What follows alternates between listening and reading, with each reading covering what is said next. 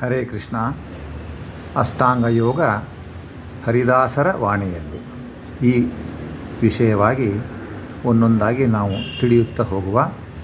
ಭರತ ಭೂಮಿಯು ಅನೇಕ ದಾರ್ಶನಿಕರು ಜನಿಸಿರುವ ಪವಿತ್ರ ಭೂಮಿಯಾಗಿರುತ್ತದೆ.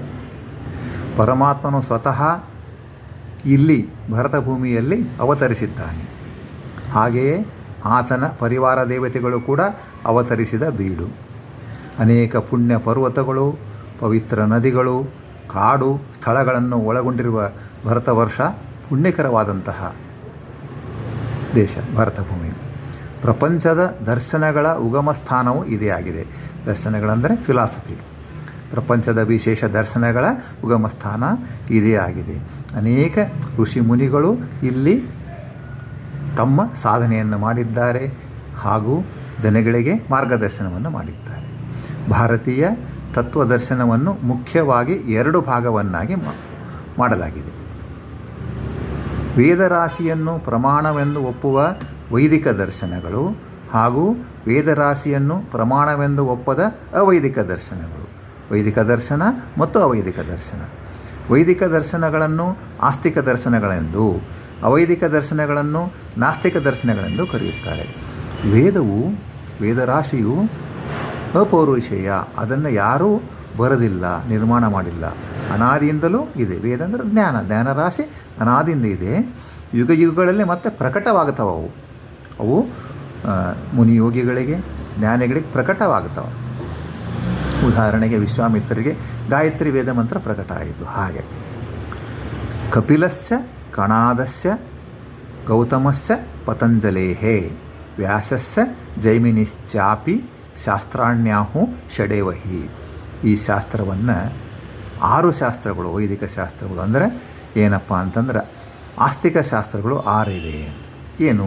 ಕಪಿಲ ಮುನಿಗಳ ಸಾಂಖ್ಯ ದರ್ಶನ, ಕಣಾದರ ವೈಶೇಷಿಕ ದರ್ಶನ, ಗೌತಮರ ನ್ಯಾಯ ದರ್ಶನ, ಪತಂಜಲಿ ಮುನಿಗಳ ಯೋಗ ದರ್ಶನ, ಜೈಮಿನಿ ಮುನಿಗಳ ಪೂರ್ವಮೀಮಾಂಸಾ ಹಾಗೂ ವೇದವ್ಯಾಸರ ಉತ್ತರ ಮೀಮಾಂಸ. ಪೂರ್ವಮೀಮಾಂಸವನ್ನು ಕರ್ಮಮೀಮಾಂಸ ಅಂತಾರೆ, ಉತ್ತರ ಮೀಮಾಂಸವನ್ನು ಬ್ರಹ್ಮಮೀಮಾಂಸ ಅಂತಾರೆ.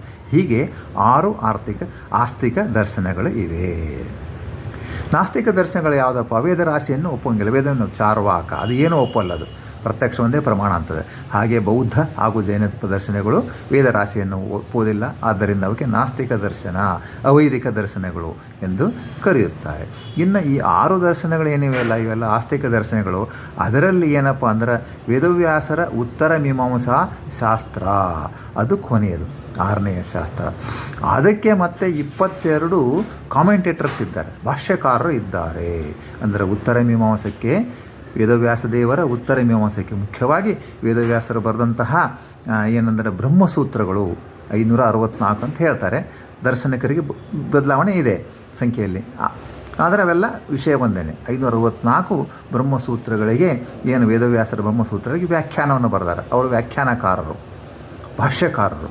ಅವು ಏನು 22 ಮಹಾನುಭಾವರುಗಳು ಭಾಷ್ಯವನ್ನು ತಮ್ಮದೇ ಆದ ರೀತಿಯಲ್ಲಿ ಬರೆದಿದ್ದಾರೆ. ಅದರಲ್ಲಿ 3 ಮುಖ್ಯ ಭಾಷ್ಯಗಳು. ಒಂದು ಶಂಕರ ಭಗವತ್ಪಾದರ ಅದ್ವೈತ, ಇನ್ನೊಂದು ರಾಮಾನುಜ ಭಗವತ್ಪಾದರ ವಿಶಿಷ್ಟಾದ್ವೈತ, ಹಾಗೂ ಕೊನೆಯದಾಗಿ ಶ್ರೀ ಮಧ್ವ ಭಗವತ್ಪಾದರ, ಶ್ರೀ ಆನಂದ ತೀರ್ಥ ಭಗವತ್ಪಾದರ ದ್ವೈತ ಭಾಷ್ಯಗಳು ಮುಖ್ಯವಾಗಿ 3 ಪರಂಪರೆಯಿಂದ ನಡೆಕೊಂಡು ಬಂದಿವೆ. ಈ 3 ಮಹಾಭಾಷ್ಯಗಳು ಪರಂಪರೆಯಿಂದ ಇನ್ನೂ ಸುರಕ್ಷಿತವಾಗಿವೆ. ಆ ಭಾಷೆಗಳಿಗೆ ಟೀಕೆಗಳು, ಟಿಪ್ಪಣಿಗಳು ಹಾಗೆ ಇನ್ನೂ ಬಹಳ ವಿಶೇಷವಾಗಿ, ವಿಶಾಲವಾಗಿ ಮುಂದುವರಿಯುತ್ತಾ ಇದೆ. ಪತಂಜಲಿ ಮುನಿಗಳ ಅಷ್ಟಾಂಗ ಯೋಗ, ಅದನ್ನು ನಾವು ಈ ಒಂದು ಶೀರ್ಷಿಕೆಯಲ್ಲಿ ಅದನ್ನು ತೆಗೆದುಕೊಂಡು ಹೋಗೋಣ. ಪತಂಜಲಿ ಮುನಿಗಳ ಅಷ್ಟಾಂಗ ಯೋಗ ಈ ಜಗತ್ತಿನಾದ್ಯಂತ ಬಹಳ ಚರ್ಚೆಯಲ್ಲಿ, ಅಧ್ಯಯನದಲ್ಲಿ ಇರತಕ್ಕಂಥ ವಿಷಯವಾಗಿದೆ. ಬಹಳ ವಿಶೇಷ ಅದು. ನೋಡ್ರಿ, ಈಗ ಇಂಟರ್ನ್ಯಾಷನಲ್ ಯೋಗ ಡೇ ಅಂತಾಯಿತು ಜೂನ್ 21 ಇವತ್ತಿನಿಂದ ಈ ಶೀರ್ಷಿಕೆಯನ್ನು ನಾವು ಪ್ರಾರಂಭ ಮಾಡ್ತಾ ಇದ್ದೀವಿ. ಜೂನ್ 21, 2025ರಿಂದ ನಾವು ಇದು ಒಂದು ವಿಶ್ವ ಯೋಗ ದಿನದಿಂದ ನಾವು ಇದನ್ನು ಒಂದು ಶೀರ್ಷಿಕೆಯನ್ನು ಪ್ರಾರಂಭ ಮಾಡ್ತಾ ಇದ್ದೀವಿ. ಬಹಳ ಚರ್ಚೆಯಲ್ಲಿದೆ ಯೋಗ.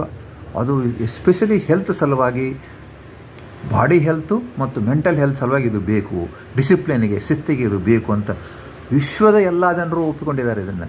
ನಮ್ಮ ಹಿಂದೂ ಧರ್ಮವನ್ನು, ಸನಾತನ ಧರ್ಮದ ಬಗ್ಗೆ ಏನು ಗೊತ್ತಿಲ್ಲ ಅಂದರೂ ಕೂಡ ಯೋಗದ ಬಗ್ಗೆ ಬಹಳ ಎಲ್ಲರಿಗೂ ಜಾಗೃತಿ. ಎಲ್ಲ ಧರ್ಮೀಯರು ಕೂಡ ಅದನ್ನು ಅವಲಂಬಿಸುತ್ತಿದ್ದಾರೆ. ಯಾಕಂದರೆ ದೇಹದ ಸೌಖ್ಯ, ಮಾನಸಿಕ ಸೌಖ್ಯ ಬಹಳ ಮುಖ್ಯ ಅಲ್ಲ ಮನುಷ್ಯನಿಗೆ. ಅದನ್ನು ಅಳವಡಿಸ್ತಾ ಇದ್ದಾರೆ. ಅಧ್ಯಯನದಲ್ಲಿ ಬಂದಂಥ ವಿಷಯ ಅದು ಏನು, ಯೋಗದಲ್ಲಿ ಏನಪ್ಪ ವಿಶೇಷವಾಗಿ ಪ್ರಕೃತಿ, ಪುರುಷ, ಈಶ ಇದನ್ನೆಲ್ಲ ಮುಖ್ಯ. ಅದು ಪ್ರಕೃತಿ, ಪುರುಷ, ಈಶ ಟ್ರಯಾಂಗಲ್ ಅದ. ಅದನ್ನು ಏನಪ್ಪ ಅಂದ್ರೆ ಸತ್ಯ ಅಂತ ಮತ್ತು ಭಿನ್ನ ಅಂತ ಯೋಗಶಾಸ್ತ್ರ ಹೇಳ್ತದೆ.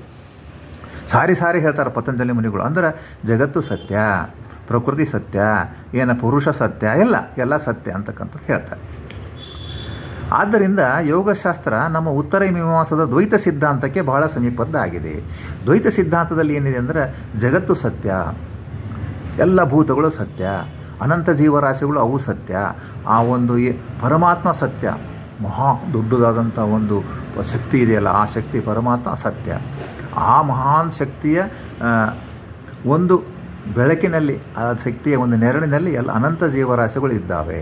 ಆ ಎಲ್ಲ ಜೀವರಾಶಿಗೆ, ಬ್ರಹ್ಮಾಂಡಕ್ಕೆ, ವಸ್ತುಗಳಿಗೆ ಶಕ್ತಿಯನ್ನು ಕೊಡ್ತಕ್ಕಂಥದ್ದು ಆ ಮಹಾನ್ ಶಕ್ತಿ. ಹೇಗೆ ಸೂರ್ಯನ ಶಕ್ತಿಯಿಂದ ಎಲ್ಲ ಗ್ರಹಗಳು, ಎಲ್ಲ ಭೂಮಿ ಎಲ್ಲ ಶಕ್ತಿಯನ್ನು ಪಡಿತಾ ಇದ್ದೆಯಲ್ಲ, ಹಾಗೆ ಸೂರ್ಯ ಬೇರೆ, ಭೂಮಿ ಬೇರೆ, ಶನಿಗ್ರಹ ಬೇರೆ, ಶುಕ್ರಗ್ರಹ ಬೇರೆ, ನಾವು ಬೇರೆ. ಆದರೆ ಶಕ್ತಿ ಎಲ್ಲ ನಮಗೆ ಎಲ್ಲಿಂದ ಬರ್ತದೆ? ಸೂರ್ಯನಿಂದನೇ ಟ್ರಾನ್ಸ್ಫಾರ್ಮ್ ಆಗಿದ್ದದು, ಬೇರೆ ಬೇರೆ ಭಿನ್ನವಾಗಿ ರೂಪಾಂತರ ತಾಳಿ. ಹಾಗೆ ಆದ್ದರಿಂದ ಈ ಒಂದು ಪತಂಜಲಿ ಮುನಿಗಳ ಯೋಗಶಾಸ್ತ್ರ ಏನಿದೆಯಲ್ಲ ಅದು ವಿಶೇಷವಾಗಿ ಈ ಉತ್ತರ ಮೀಮಾಂಸದ 22 ಏನು ಉತ್ತರ ಮೀಮಾಂಸದಲ್ಲಿ ಬ್ರಹ್ಮಮೀಮಾಂಸದಲ್ಲಿ ಏನು 22 ಬ್ರ್ಯಾಂಚ್ಗಳಿದೆಯಲ್ಲ ಆ ಬ್ರ್ಯಾಂಚ್ನಲ್ಲಿ ದ್ವೈತ ವೇದಾಂತ ಬ್ರ್ಯಾಂಚಿಗೆ ಅದು ಹೊಂದಾಣಿಕೆ ಆಗ್ತದೆ. ಇನ್ನು ಅದ್ವೈತ ಸಿದ್ಧಾಂತ ಏನು ಮಾಡ್ತಾರೆ ಅಂದರೆ ಜೀವ, ಈಶ, ಪ್ರಕೃತಿಯ ಪ್ರತ್ಯೇಕ ಅಸ್ತಿತ್ವವನ್ನು ಒಪ್ಪೋದಿಲ್ಲ. ಅದು ಸಪ್ರೇಟು, ಇದು ಸಪ್ರೇಟ್ ಇಲ್ಲವೇ ಇಲ್ಲ. ಎಲ್ಲ ಬ್ರಹ್ಮ ಒಬ್ಬನೇ, ಬ್ರಹ್ಮ ಸತ್ಯ, ಜಗತ್ತು ಮಿಥ್ಯ ಅಂತಂದರೆ ಬ್ರಹ್ಮ ಒಬ್ಬನೇ ಇದ್ದಾನೆ, ಬಾಕಿ ಎಲ್ಲ ಏನು ಇಲ್ಲ ಅಂತಕ್ಕಂಥ ವಿಚಾರವನ್ನು ಅದು ಹೇಳ್ತದೆ. ಆ ಅದ್ವೈತ ಸಿದ್ಧಾಂತಕ್ಕೆ ಅಷ್ಟೊಂದು ಇದು ಸರಿ ಹೊಂದಂಗಿಲ್ಲ. ಆದರೆ ಎಲ್ಲ ಸಿದ್ಧಾಂತಗಳು ಯೋಗವನ್ನು ತಮ್ಮಲ್ಲೇ ಅಳವಡಿಸಿಕೊಂಡಿದ್ದಾರೆ. ಇವು ಏನು 6 ಶಾಸ್ತ್ರಗಳಿವೆಯಲ್ಲ, ಆಸ್ತಿಕ ಶಾಸ್ತ್ರಗಳು ಒಂದಕ್ಕೊಂದು ಪೂರಕ ಆಗಿದೆ. ಒಂದು ವಿಷಯ ಅಲ್ಲಿ ಬರ್ತದೆ, ಈ ವಿಷಯ ಅಲ್ಲಿ ಬರ್ತದೆ. ಆದ್ದರಿಂದ ನಮ್ಮ ಎಲ್ಲ ವಿಷಯ ಶಾಸ್ತ್ರದಲ್ಲಿ ಕೂಡ ಯೋಗದ ಬಗ್ಗೆ ಧ್ಯಾನ, ಯೋಗದ ವಿಚಾರ ಇವೆಲ್ಲ ಬರ್ತವೆ. ನಾವೇನು ಮಾಡ್ಕೋಬೇಕಂದ್ರೆ ಅವನ್ನೆಲ್ಲ ತಿಳ್ಕೊಳ್ಳಿಕ್ಕೆ ಪ್ರಯತ್ನವನ್ನು ಮಾಡಬೇಕು. ಕರ್ನಾಟಕ ಹರಿದಾಸರು ಏನಪ್ಪ ಅಂದ್ರೆ ಆಚಾರ್ಯ ಮಧ್ವರ ದ್ವೈತ ಸಿದ್ಧಾಂತದ ವಿಷಯವನ್ನು, ಸಂಸ್ಕೃತದ ವಿಷಯವನ್ನು ಕನ್ನಡೀಕರಿಸಿದ್ದಾರೆ. ಕರ್ನಾಟಕ ಹರಿದಾಸರು ಕನ್ನಡದ ಅನುವಾದ ಅದು. ಮಧ್ವ ಸಿದ್ಧಾಂತದ, ದ್ವೈತ ಸಿದ್ಧಾಂತದ ಕನ್ನಡ ಅನುವಾದವೇ ದಾಸ ಸಾಹಿತ್ಯ. ಹರಿದಾಸರು ಆಡುಭಾಷೆಯಲ್ಲಿ ಎಲ್ಲ ವಿಚಾರಗಳನ್ನು ಪದ, ಪದ್ಯ, ಯುಗಾಭಾಗ, ಸುಳಾದಿ ಗದ್ಯಗಳಲ್ಲಿ ಇದನ್ನು ತೋರಿಸಿಕೊಟ್ಟಿದ್ದಾರೆ. ಅನೇಕ ಹರಿದಾಸರು ಅಷ್ಟಾಂಗ ಯೋಗದ ಮಹತ್ವವನ್ನು ಸಾರಿ ಹೇಳಿದ್ದಾರೆ. ಯಾಕಂದರೆ ಧ್ಯಾನ ಇತ್ಯಾದಿಗಳು ಎಲ್ಲರಿಗೂ ಬೇಕು. ಯೋಗದ ಮತ್ತೊಂದು 8 ಮೆಟ್ಟಲುಗಳು ಎಲ್ಲರಿಗೂ ಬೇಕು. ಸಾಧನೆಯನ್ನು ಮಾಡಬೇಕಲ್ಲ. ಸಾಧನೆಯನ್ನು ಮಾಡಿ ಮನಸ್ಸನ್ನು ನಾವು ಏನು ಸ್ಥಿತಿಯಲ್ಲಿ ಇಟ್ಟು, ಮನಸ್ಸನ್ನು ಕಂಟ್ರೋಲ್ ಇಟ್ಟು, ಆ ಮನಸ್ಸನ್ನು ಪರಮಾತ್ಮಲ್ಲಿ ನಾವು ಕೊಡಬೇಕಂದ್ರೆ ನಾವು ಯೋಗ ಸಾಧನೆಯನ್ನು ಮಾಡಬೇಕು. ಸರಿಯಾದ ಒಂದು ಆಸನದಲ್ಲಿ ಕುಳಿತುಕೊಳ್ಳಬೇಕು, ಪ್ರಾಣಾಯಾಮಾದಿಗಳನ್ನು ಮಾಡಬೇಕು.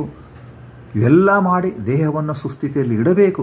ದೇಹ ಸುಸ್ಥಿತಿ, ಮನಸ್ಸು ಸುಸ್ಥಿತಿಯಲ್ಲಿದ್ದಾಗ ನಮಗೇನಾಗ್ತದೆ? ಪರಮಾತ್ಮನ ಬಗ್ಗೆ ಚಿಂತನೆಯನ್ನು ಮಾಡಲಿಕ್ಕೆ ಸಾಧ್ಯವಾಗ್ತದೆ. ಮನಸ್ಸನ್ನು ಕಂಟ್ರೋಲ್ ಮಾಡಬೇಕಂದ್ರೆ ನಾವು ಯೋಗ ಸಿದ್ಧಿಯನ್ನು ಪಡೆಯಬೇಕು, ಹಠಯೋಗವನ್ನು ಮಾಡಬೇಕು. ಈ ಎಲ್ಲ ವಿಷಯಗಳನ್ನು ದಾಸರು ಸಾರಿ ಹೇಳಿದ್ದಾರೆ. ನಾವು ಏನು ಮಾಡೋಣ ಅಂದರೆ ಈ ಒಂದು ಪ್ಲೇಲಿಸ್ಟ್ನಲ್ಲಿ ನಿಧಾನವಾಗಿ ಒಂದೊಂದೇ ವಿಷಯಗಳನ್ನು, ಯೋಗಕ್ಕೆ ಸಂಬಂಧಂಥ ಥಿಯರಾಟಿಕಲ್ ವಿಷಯಗಳನ್ನು ನಾವು ಕಲ್ಕೊತ ಹೋಗೋಣ. ನಮ್ಮ ವಿದ್ಯಾಲಯದ ಅನೇಕ ಮಹನೀಯರು, ವಿದ್ಯಾರ್ಥಿಗಳು ಈಗ ಅವರು ಏನಂದ್ರೆ ಅನೇಕ ಅಲ್ಲಲ್ಲಿ ಲೆಕ್ಚರ್ಗಳನ್ನು ಕೊಡ್ತಾ ಇದ್ದಾರೆ, ಯೋಗವನ್ನು ಅಧ್ಯಯನ ಮಾಡಿದ್ದಾರೆ. ಅಂತಹ ಮಹನೀಯರುಗಳನ್ನು ಕೂಡ ಪರಿಚಯಿಸಿ ಅವರಿಂದ ಪ್ರಾಕ್ಟಿಕಲ್ ಬಗ್ಗೆ ಏನೇನು ಮಾಡ್ಬೇಕಂತ ವಿಚಾರಗಳನ್ನು ಕೂಡ ಈ ಶೀರ್ಷಿಕೆಗಳಲ್ಲಿ ನಾವು ಕೊಡ್ತಕ್ಕಂಥ ಪ್ರಯತ್ನವನ್ನು ಮಾಡೋಣ. ದಯವಿಟ್ಟು ನಮ್ಮ ವಿದ್ಯಾಲಯದ ಎಲ್ಲ ಸದಸ್ಯರು ಈ ಚಾನಲನ್ನು ಸಬ್ಸ್ಕ್ರೈಬ್ ಆಗಿರಿ ಮತ್ತು ಈ ಒಂದು ಪರ್ಟಿಕ್ಯುಲರ್ಲಿ ಯೋಗದ ಬಗ್ಗೆ ಬರ್ತಕ್ಕಂಥ ಒಂದು ಪ್ಲೇ ಲಿಸ್ಟನ್ನು ನೋಡ್ತಾ ಹೋಗ್ರಿ. ತಮಗೆಲ್ಲರಿಗೂ ಯೋಗ ದಿನದ, ಅಂತಾರಾಷ್ಟ್ರೀಯ ಯೋಗ ದಿನದ ಶುಭಾಶಯಗಳನ್ನು ನಾವು ಹೇಳ್ತಾ ಇದ್ದೇವೆ. ನಮ್ಮ ಭಾರತೀಯ ಹರಿದಾಸ ಸಾಹಿತ್ಯ ವಿದ್ಯಾಲಯ ಕಳೆದ 28 ವರ್ಷಗಳಿಂದ ಹರಿದಾಸ ಸಾಹಿತ್ಯದ ಪ್ರಚಾರವನ್ನು ಮಾಡ್ತಾ ಇದೆ. ವಿದ್ಯುಕ್ತವಾದ ಪ್ರಚಾರವನ್ನು ಶಾಲಾ ಕಾಲೇಜು ಮಾದರಿಯಲ್ಲಿ ಪಾಠವನ್ನು ಹೇಳಿಕೊಡ್ತಾ ಇದೆ. ಅಧ್ಯಯನ ಸಾಮಗ್ರಿಯನ್ನು ತಂದಿದೆ. ಪರೀಕ್ಷಾ ಪದ್ಧತಿ, ಪ್ರಾಜೆಕ್ಟ್ ಪದ್ಧತಿ, ಚರ್ಚಾ ಕೂಟ ಇತ್ಯಾದಿಗಳನ್ನು ನಿರ್ವಹಿಸ್ತಿದ್ದೇವೆ. ನಮ್ಮ ಈ ಒಂದು ಸಕ್ಸಸ್ಫುಲ್ ಸ್ಕೀಮನ್ನು ಅನೇಕರು ಆಮೇಲೆ ಅಳವಡಿಸಿಕೊಂಡರು. ಇದು ನಮಗೆ ಬಹಳ ಹೆಮ್ಮೆಯ ವಿಷಯ. ಹರೇ ಶ್ರೀನಿವಾಸ, ಮುಂದುವರಿಸೋಣ. ಹರೇ ಕೃಷ್ಣ.